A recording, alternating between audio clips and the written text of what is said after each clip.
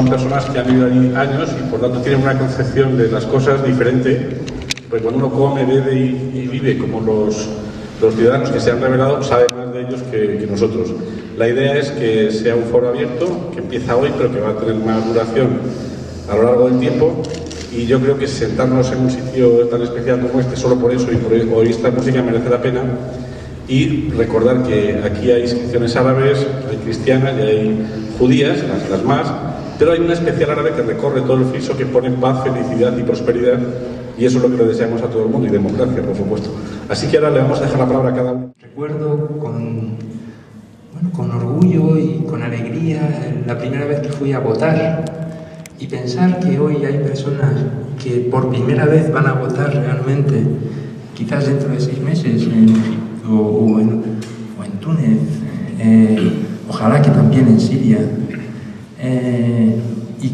y ojalá que el cauce que les conduzca hacia ese mundo de libertad real sea tan pacífico como hasta el momento lo ha sido en estos 2 países, ¿no? en Egipto y en Túnez, y que la experiencia libia no se repita, que tampoco se repita la experiencia de Bahrein, por ejemplo, de represión. A mí me parece que una de las consecuencias fundamentales de lo que ha ocurrido es el cambio de actitud de una juventud que no tenía futuro, cuyo escenario y esperanza fundamental era la inmigración, la salida, no hay futuro dentro del interior de sus países, y lo que se está viendo más allá del alcance, más allá del resultado final en unos países y en otros, porque no todo es fácil y los procesos de cualquier transición pueden complicarse, etcétera, pero más allá de todo eso, a mí me parece que la juventud árabe, esos 100 millones de jóvenes que tienen menos de 30 años,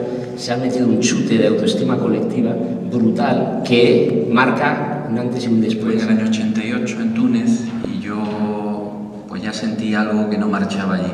Sentí que la gente no podía hablar, que no podía expresarse, y luego el hecho de vivir en Argelia pues también fue significativo, porque viví todo el inicio de un conflicto armado que se extendió a lo largo de los años 90, y bueno, pues yo creo que todo lo que está pasando ahora es la gota que ha colmado el vaso de todas unas décadas de no poder hablar, de represión, de dictadura, y bueno, pues algún día tenía que explotar y empezó a explotar la plana.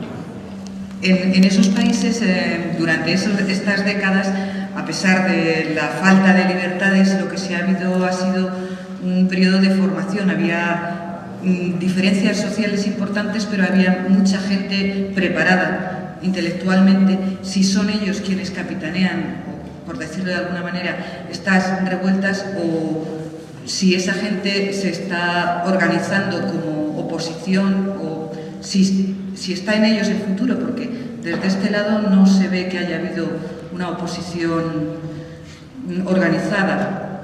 Y entonces quería saber cuál es qué va a pasar, cómo se va a desarrollar una vez que se acaben las revueltas más o menos violentas, cómo puede evolucionar la situación en cualquiera de los países. Pasado un poco la ilusión inicial, la esperanza que todos compartimos, también es un momento un poco para plantearse preguntas, ¿no? Y ver cómo puede evolucionar todo. Planteamos un poco esa imagen de la participación de la mujer. Y, por ejemplo, las mujeres argelinas en la guerra de liberación nacional que llevó a la independencia de Argelia en 1962 fueron un papel activo del Frente de Liberación Nacional. ¿Qué ocurrió con ellas después? Pues fueron secuestradas por la revolución argelina. Bueno, eso es un riesgo no solamente para las mujeres, sino también para la juventud, porque es cierto que se trata de un movimiento de una base social muy amplia. Ese tipo de movimientos triunfan solo cuando consiguen trascender clases sociales e intereses concretos, ¿no? Cuando hay un objetivo muy definido. Y es cierto que en los países donde han caído los regímenes, o mejor dicho, han caído los presidentes, no tanto los regímenes, como son Túnez y como son Egipto, pues el rechazo estaba muy personificado en una figura, y eso ha contribuido a que desde ideologías, desde sectores muy diversos, pues se cree un frente muy común. En otros lugares donde las demandas son más difusas, en Marruecos, no afectan tanto al papel del rey, sino al artículo 19 y a la reforma de la Constitución.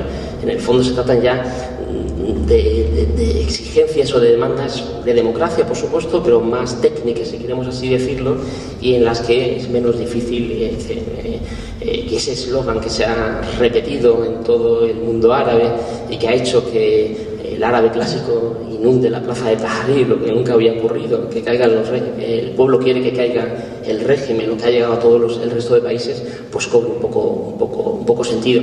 Los actores de la oposición, pues bien, es cierto que no están organizados, es cierto que las oposiciones son más amplias de lo que se pensaba, había un escenario de o el autoritarismo o el islamismo radical y el diluvio, pero entre medio hay muchos sectores, hay mucha gente, hay muchas tendencias, y ahora hay un proceso muy interesante. Lo que ocurre es que Libia por un lado y Fukushima por otro lado, pues nos ha hecho ya perder el hilo de lo que está pasando en Túnez. Yo creo que cualquiera que se interese lo que está pasando en Túnez o lo que está pasando en Egipto es ahora muy interesante, pues son realmente experiencias diferentes, pero relacionadas con lo que fue la transición aquí, ¿no? Cómo se negocia el cambio, qué actores, qué pasa con todos los sectores del antiguo régimen, que no desaparecen, cómo se reacomodan, qué papel van a ocupar o no van a ocupar, y son dos casos muy diferentes. En Egipto ha habido un golpe de Estado, ¿no? El ejército, que es la pieza clave del régimen de Mubarak, se ha deshecho de Mubarak, pero sigue controlando a través de un Consejo Nacional de Supremo Militar todas las decisiones. En Túnez no, en Túnez, aunque hay un presidente que procede del antiguo régimen y un primer ministro de 84 años que no estuvo vinculado, hay un Consejo de Salvaguardia de la Revolución, y hay, a través de la presión en la calle, más presión pues para intentar que el cambio sea no meramente cosmético. Luego, en esos dos casos es interesante ver cómo van a evolucionar las cosas, y en el resto ver también cómo ese efecto imitación y esperanza que ha producido el caso de Túnez y Egipto, pues va a tener lugar. Es difícil que vuelva a producirse una caída como la de Mubarak y como la de Ben Ali. Y ahí los jóvenes están jugando un papel fundamental, las nuevas tecnologías. También, Miguel recordaba el otro día también que un bloguero egipcio decía, no sé, Miguel, lo recordarás tú mejor, que en Facebook se convoca, en Twitter se sigue, y luego en YouTube se muestra qué es lo que hemos conseguido, ¿no? Eso está ahí. Eso hace unas décadas era bueno, impensable, ¿no? Quien ha provocado quizás todo eso ha sido, ¿no? Las redes sociales, el Facebook, Internet y todo eso. Vosotros que habéis vivido allí, ¿ellos tienen acceso tan fácil como aquí en Europa, en Occidente? ¿O hay la posibilidad de que se descuelgue todo ese sistema y haga frenar todo ese movimiento? Hombre, hay una circunstancia importante, no solamente son las redes sociales o Facebook, sino también